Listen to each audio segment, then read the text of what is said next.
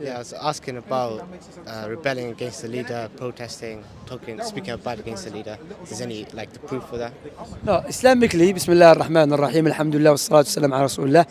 Firstly, speaking against the Muslim leaders, there's two types. Okay, when you speak out to cause, to get people hype and that will cause protest and rebellion is forbidden.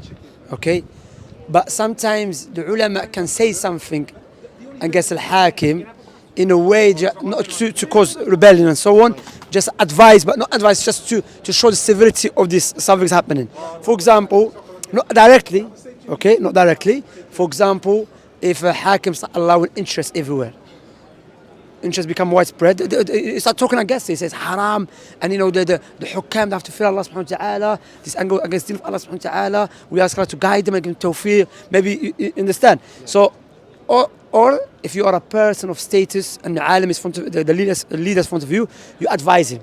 You see, but not advise him to cause because you have to use hikmah. Because sometimes your speech can cause layman Muslims or people to start rebelling. Then you try, as I say, he destroys city for the sake of building a house.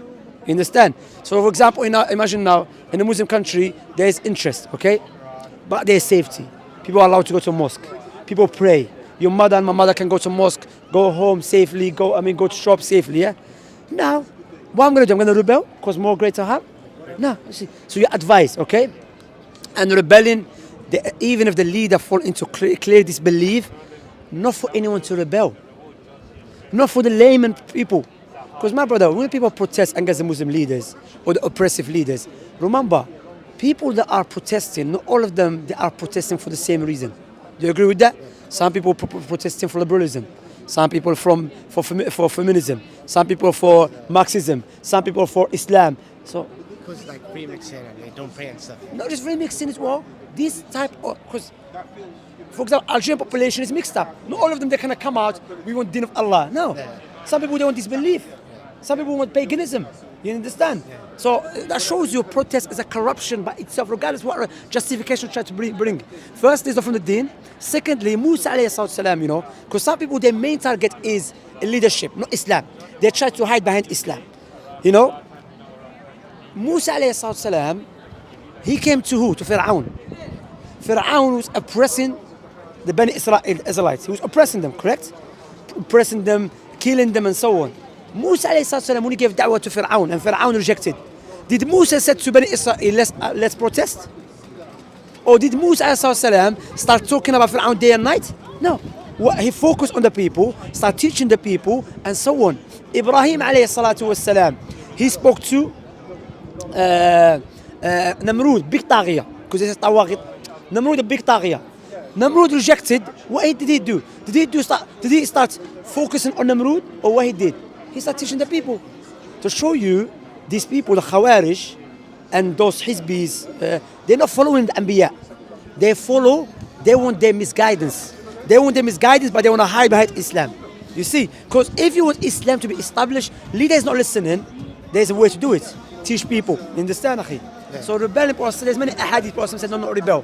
A person might say, Hussein did this. Firstly, Hussein alayhi salam wa arda. Hussein, akhi, now we follow Hussein or follow Nabi alayhi salam? Yeah? Secondly, Hussein wa arda did not rebel the way people are rebelling now. Hussein, people said to him, look, we didn't give bay'ah to Yazid, and we are giving bay'ah to you. He never gave bay'ah, that's his ijtihad. May Allah please with him. You understand? But now, did Allah, Ibn Abbas said to the people, I fear for you. I say Nabi alayhi said, Messenger of Allah said, and you telling me who? Abu Bakr and Umar. And no doubt Abu Bakr and Umar better than Hussein. But yet Ibn Abbas, he said, I'm going to follow Abu Bakr and Umar when there is a hadith. You understand, akhi? Yeah. So historically speaking now, every time there is a rebel, it causes greater harm. It's not bringing no goodness, akhi. Look what happened in Yemen. Syria. Poverty. Now, when the people rebelled, this change. And who rebelled? And like I said, even if the leader fall into kufr, it's not for anyone to rebel. People of quwwah. Not crazy people carrying knife and banners of what they call it, different banners. They want different ideas and so on. You know, that's why we see the Muslim scholars, Al-Sunnah wal-Jama'ah, they have a better understanding and they understand the work and the current affairs better than the Khawarij. Yeah, what about like, you said that here we're safe and stuff. I heard the scholar said that you can't make hijrah to a non-Muslim country. So Yeah, hijrah from non-Muslim country to Muslim country, it's hijrah. yeah, but what about if? But you can travel to non-Muslim what about if country. you go to a non-Muslim country? Is that allowed? Huh?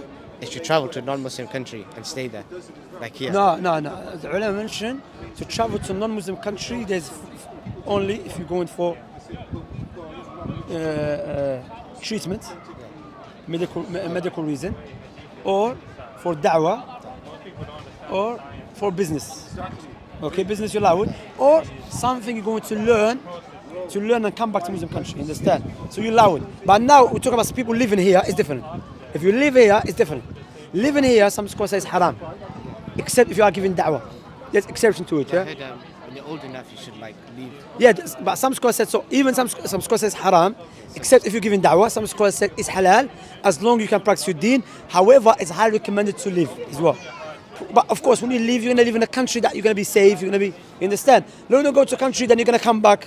Then you think, okay, that's why the Shaykh Muqbil rahimahullah is from Yemen. You talk about Imam Muqbil, one of the great scholars rahimahullah. You know him, eh? Yeah. Imam Muqbil. He said to the brothers from America, from the Western world, when you come to Yemen, don't come with intention of hijrah. Why? Because eventually they will send you back sometimes. You see, so you come with intention of seeking ilm. Yeah.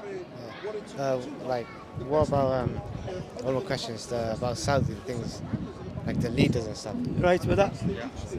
Yeah, apparently the leaders doing like bad things. So just like The leaders now doing bad things. Okay, the leaders are doing bad things. Okay, leaders from Saudi, or from Pakistan, or from Algeria. We don't blind for them. If they do bad things, we won't against it. We say it's haram. Okay, without any doubt, it's haram. Stay away from it. Yeah. But now, how to deal with it? Again, to focus on it? No. Because the people that start focusing on the leaders' mistakes, Khawarij at the time of Uthman. Uthman did this. Uthman did that. Uthman did. Musa alayhi salam. What about when they're imprisoning people? Even if they are imprisoning people, Imam Ahmad rahimahullah ta'ala, the leader put him in prison. You know the story of Imam Ahmad? Imam Ahmad rahimahullah ta'ala, the leader put him in prison, lashed him for nearly 17 years. What did he do? He didn't rebel. When the people came to him and said, let's rebel, he said, why? He said, now there's a trial upon me, but if I rebel, the trial will become upon everyone. Now, if a leader put 10 people in prison, and everyone come out now, are we going to resolve the problem? No. Now, Syria, what happened? Millions of people died. Have you changed? Yemen, what happened? Have you changed? Nothing changed. Would you live in Yemen? Why? People are rebelling. You go rebel. You see, my brother? Rebellion doesn't bring no goodness. Sometimes you be patient upon the harm. Yes, that's haram what he's doing. But there's a way to deal with it. And Nabi Sallallahu said, be patient upon that. You understand? Fir'aun, akhi, a tyrant. He was torturing Bani Israel. Did Musa rebel? He didn't. He started teaching the people. Then the victory came to him. Because you have to understand, firstly, like many people say, the Muslim leader has been controlled by the kuffar, yeah? Likewise, the Muslims in the Muslim countries, and they're being controlled by the kuffar as well. Libya, Gaddafi was an evil man, but Libya was a good country. It was safe. Yeah? Very good country. And you know what Gaddafi would try to do? Gaddafi would try to create currency. Yes. To rebuttal the gold. To rebuttal the dollars. So what American did, utilize Libyan people to rebel against the leader, cause corruption. But the Khawarij, sorry, the Khawarij never said to you, it's true. Akhi, there's some countries, kuffar are controlling the people to cause corruption in the country. But the Khawarij don't even speak about that. even with Saudi, like they're helping Yemen by the Houthis and stuff. Destroyed Yemen first. People don't talk about that. They're not talking about that. Look, akhi, Saudi, any Muslim country is a Muslim country, yeah? They have mistakes, no doubt about that. But how to deal with it? Okay, you're from here. All of us from here. Do you agree with everything they do? Would you rebel? No, because why? It's going to bring more harm. Do you understand? Here, they're putting people in prison as well. They put some Muslims in prison. Even non-Muslims, they're being put in prison for something they don't like. Are we going to rebel? No. Do you understand that? So you have to understand, akhi, rebelling doesn't bring no goodness. No goodness, akhi, wallahi. Like now, if I give you £2 million, I said to you, look, go live in Yemen. He said, no, I'm going to do it. It's not safe. That's what Ibrahim alayhi salam, the dua he made. Allahumma ij'al hadha al-balada amina. The ulama said, look, he mentioned safety and security before wealth. Because if there is no safety and security, there will be no wealth. You'll be stealing, robbery, rape, and so on. So, akhi, anyone that calls for rebellion, justify rebellion against oppressive Muslim leader is a misguided person. And going to books of fiqh, that shows you are more misguided. Because the books of fiqh, sometimes the fuqaha, for example, Al-Mughni, Ibn Qudama, rahimahullah ta'ala, he will mention aqwal from the madhab al-Hanbali, but that's not the correct qawl of the madhab al-Hanbali. But some will say, Ibn Qudama said that, Ibn Hanbali, no, it doesn't work like that. You understand? Yeah, alhamdulillah. So, wallahi, akhi, not because, when we say do not rebel, not because we love the tyrants, or justify, no. Yes, there's, like the brother mentioned, in some countries they put Muslim scholars or students of knowledge in prison. They oppress them. Even I remember when Sheikh Muhammad Aman al-Jami, rahmatullah, he said, look, if you're able to travel, go outside the country, leave the country. You know, there's some countries they do that.